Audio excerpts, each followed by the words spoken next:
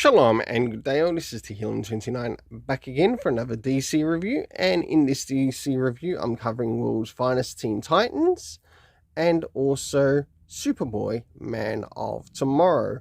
I'll now get things quickly organised for the first one that I'll be covering. So first things first, does this cover in any way, shape or form connect to something that is happening inside with the story? Sure enough it does, to which I give a 7.5 out of 10. Now it's time to move into the internal art as we have a look at what's happening story-wise with the characters and how the art is brought in for the use of the characters.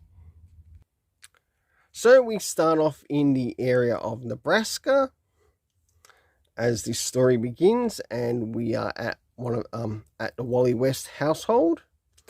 And he's hosting his friends Garth, and we've also got Roy as well, who are visiting him. Now, I must admit, for a filler, this is actually quite good. As we jump towards the middle of the story, we get to see a little bit more happening in the Blue Valley in Nebraska, and a bit of a conversation between Wally West's parents. And jumping last but not least towards the end, we have the character of Bumblebee with, I guess, this new guardian of sorts. So for the internal art, I give a 7.5 out of 10. Now it's time to move in relation to the area of the story. So first things first, do we get anything in relation that is used in the area of time? We do, to which later is used, 10 minutes later is used, and also the next day. Next is the location, which is the West household, or the Wally West household, which is in Blue Valley, Nebraska.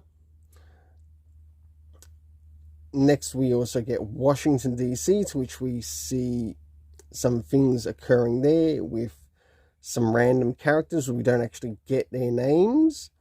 And last but not least, we have the Tyson's Lair being used. The cast of characters that make an appearance are Wally West Kid Flash, Roy Harper Speedy, Garth Aqualad. We had Dick Grayson Robin, Donna Troy, Wonder Girl, Charlie Parker. We also had Karen Beecher, who is Bumblebee, and Mal Duncan, who is Guardian. For the overall story rating in this, I give a 7.5 out of 10. Now it's time to move into the next one, and that is the Superboy, Man of Tomorrow. So, moving into first things first, for the Superboy, Man of Tomorrow by Porter.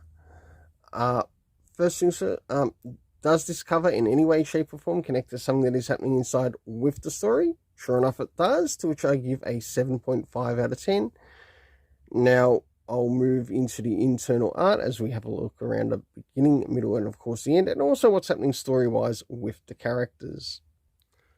So as the story begins with the internal art, we have a situation that has come upon us, to which we've basically got ourselves a hybrid clone of a cyborg Superboy against the original Superboy. And of course, I think, if I remember, these characters are the Cosmeteers. It wasn't clearly pointed out. We got their names, but I just focused on the main characters that sort of built this. I do quite like some of the art that's used here. And as we start to jump a little bit towards the middle of the story, we get the appearance of the Green Lanterns, and we also learn that a lot of this takes place, or a lot of this story actually takes place before Green Lantern issue 1. So that's really nice to see that. And last but not least, towards the end, to which we see Superboy, Connor Kent, return home. And of course, we get to see members of the Superman family from Steel. I do have a slight criticism as to where the hell is John. John should be here. That's my only other thing that I should bring up. But apart from that, the internal art was actually quite good in this story. So for the rating of the internal art, I give a 7.5 out of 10. Moving into the area of the story, first things first, do we get any indications in regards to time? No, we don't. But we do get a comic book reference in its place. So, of course, this is set before Green Lantern issue 1. Moving into the next thing, we get to the location, to which we get planet Callium, or Callium. And last but not least, the Kent Farm, which was a really nice reunion for the character. Of course, the cast of characters, we had sort of like the Cosmeteers, I think they are, Superboy, Connor Kent Superboy, we had Kalex,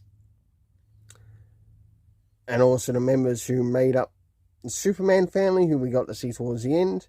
For the overall story rating in this, I give a 7.5 out of 10.